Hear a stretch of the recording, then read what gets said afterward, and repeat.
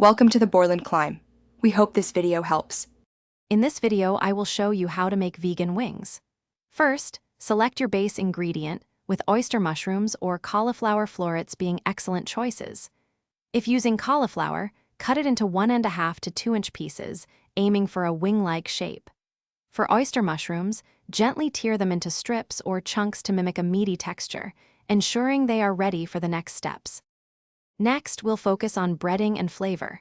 Start by making a wet batter with 1 cup of plant-based milk, half a cup of flour, and a teaspoon each of garlic powder and paprika. For the dry coating, combine 1 cup of panko breadcrumbs, 2 tablespoons of nutritional yeast, and a pinch of salt and pepper.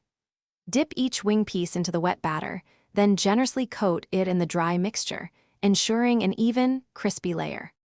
Now it's time to cook your vegan wings to perfection. You have several options: baking, air frying, or deep frying. For baking, preheat your oven to 400 degrees Fahrenheit and cook for 20 to 25 minutes, flipping them once. If air frying, set it to 375 degrees Fahrenheit for 15 to 18 minutes, shaking the basket every 5 minutes. Deep frying takes just 3 to 5 minutes in oil at 350 degrees Fahrenheit until golden and crispy. Finally, let's talk about sauces and serving. Once your wings are cooked, toss them in your preferred vegan sauce. Classic choices include spicy buffalo, tangy barbecue, or a sweet chili glaze. Make sure every piece is thoroughly coated for an explosion of flavor. Serve these delicious vegan wings immediately with a cooling side of vegan ranch or blue cheese dressing, accompanied by crisp celery and carrot sticks for the ultimate experience.